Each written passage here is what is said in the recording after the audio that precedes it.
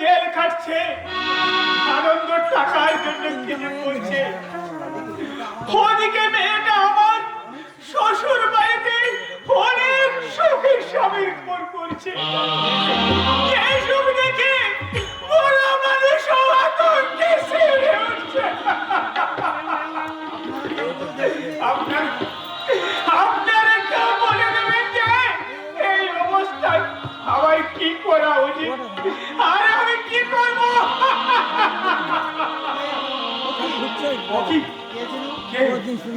কে যেন আসছে? তবে কি আনন্দ?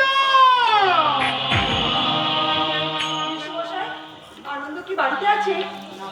না তো, কিন্তু তুমি কে মা? আমি আনন্দের পরিচিতা।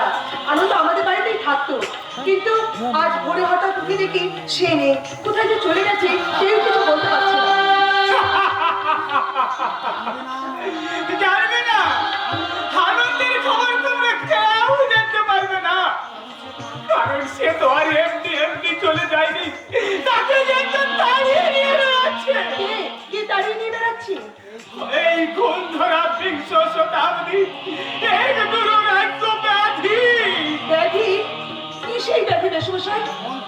কোন প্রথা? মেসোমশাই, হে মা, ওই সামাজিক ব্যাধি, ওই দুরাজ্য সামাজিক ব্যাধি এই সমাজে ৯৯ জন মেয়ে বাবা জাতির খুব আর দিনের খাওয়া কেড়ে নিয়েছে। আমার আনন্দ কি সুখ স্বপ্নে বিপদ থাকতে পারে? তাই তো দিন ভ্রান্ত ওর তার মতো ছুটে বেড়াচ্ছে। মেসোমশাই, আমি এবার যাবো। যদি আনন্দের সঙ্গে আমার দেখা হয়, আপনার কথা আমি কি তাকে কিছু বলবো? না, তাকে কিছু বলতে হবে না। সে যে এক মুখ স্বপ্ন নিয়ে অন্যতারকের উপর করে মনের সব ক্ষেত্রে পথে বেরিয়েছে। তাই তাকে আমার কথা বলে বিরক্ত করো না। আমি অক্ষম, অসহায়, এক বিকলাঙ্গ মানুষ। আমি ঈশ্বরকে কামনা করি তার স্বপ্ন যেন সার্থক হয়। হবে মেসোমশাই, নিশ্চয়ই সার্থক হবে। তার এই ত্যাগ শিকার কখনোই বিফলে যেতে পারে না। তার স্বপ্ন নিশ্চয়ই সার্থক হবে। তাই যেন হয় মা, তাই যেন হয়। তার ত্যাগ তিতিকার বিনিময়ে সে যেন আমার হতভাগিনী মেয়েটার একটু সুখ, একটু শান্তি, একটু মুখের হাসি কিনে আসতে পারে। আমি এখন আসি মেসোমশাই। আবার আমাকে প্রণাম করছেন কেন মা? শিক্ষাগুরুকে তো মানুষ প্রণামই করে মেসোমশাই। আপনাকে দেখেই তো আমি শিখলাম কেমন করে দুঃখ কষ্টের বিরুদ্ধে মানুষকে যে লড়াই করতে হয়। আসি মেসোমশাই।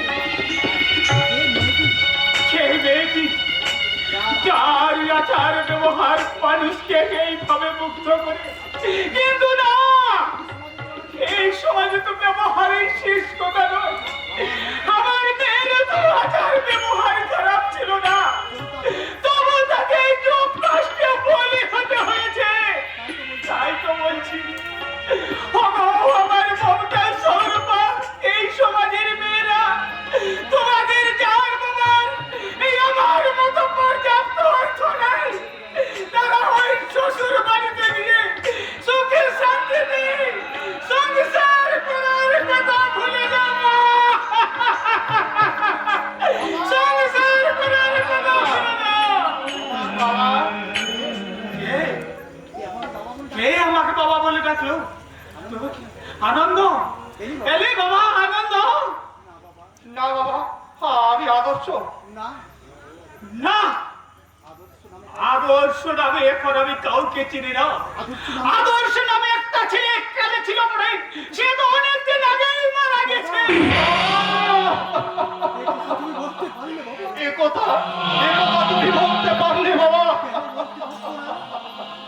কেন বলতে পারবো না রে? আদর্শের যদি আদর্শটাই মরে গেল, তাহলে বেঁচে রইল কে বলে? তুমি তো জানো এই মিথ্যা চোর বদনামটি মিথ্যাটাই যদি সত্য হয়ে যায় তাহলে কি তাকে মিথ্যা এমন সত্য বলা উচিত?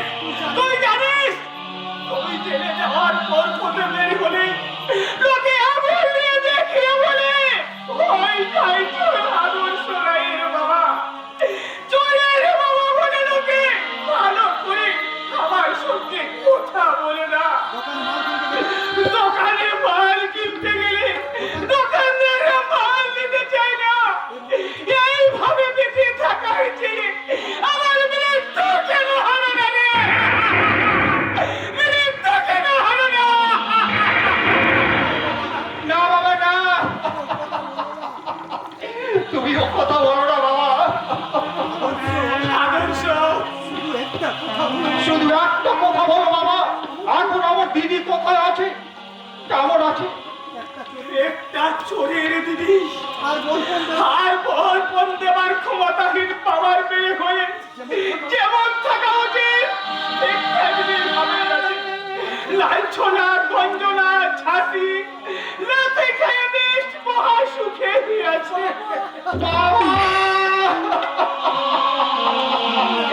না বাবা না, এই চোরের দিদির বদনাম আমি আর দিদির রাখবো না বাবা। তার জন্য আমি সব কিছু করতে রাজি। প্রয়োজন হলে আমি কমল হব, আবার প্রয়োজন হলে কঠিন কঠোর আগ্নেয়গিরির মতো জ্বলন্ত লাভা হয়ে ফেটে পড়বো।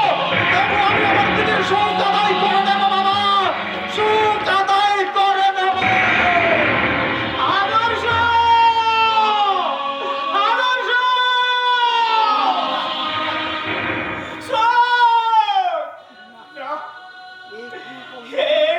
অভিমান নিয়ে সে চলে গেল, কিন্তু ওকে আমি কি করে বোঝাবো যে কত ব্যথা বুকে নিয়ে আজ আমি বাবা হয়ে ছেলেকে ওই কথাগুলো বলেছি। ওই আদর্শ, তোরা তো ছেলে মেয়ের বাবা নয়, তাই তোরা বুঝবি না। ছেলে মেয়ে অসুখী হলে দুঃখ কষ্ট পেলে তাদের বুকের ব্যথা এই হতভাগ্য বাবাদের বুকে কতখানি বাজে।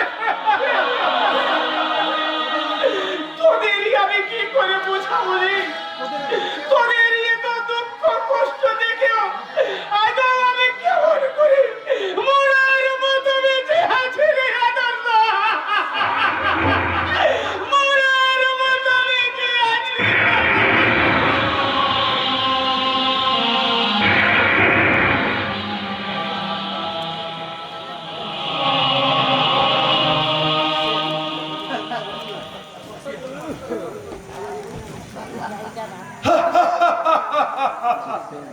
আদর্শ রায়, তোর সমস্ত অহংকার চূর্ণ করে আমার দিদি তোর দাদাকে দিয়ে পরিষ্কার করাইছি তার জুতো, আর আমি তোকে দিয়ে বয়াইছি মন।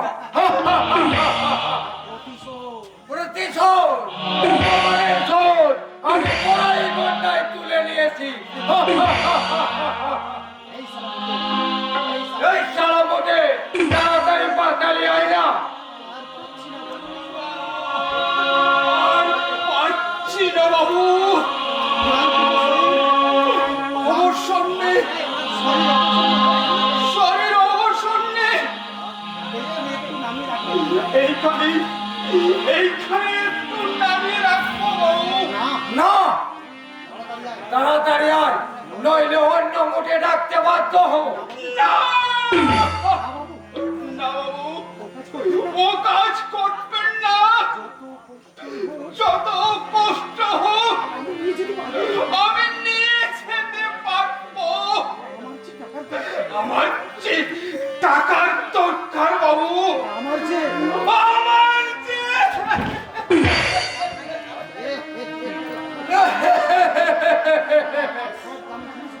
সারা আমার সব দামি জিনিসগুলো নষ্ট করে। দেখি দেখি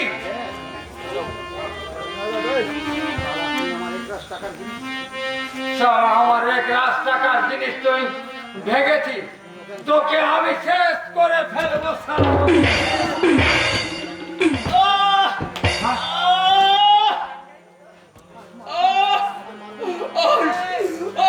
মারবেন না বাবু, আর মারবেন না, আমি মরে যাব। মর শালা, তোর মতো পোড়াই উঠি। শালা আমারে এত দামি জিনিসগুলো নষ্ট করেছিস, তোকে বলে আমি ছেড়ে দিলাম। অন্য কেউ হলে তোকে যন্ত্র মাটিতে পুঁতে ফেলতো শালা, যন্ত্র মাটিতে পুঁতে ফেল। ও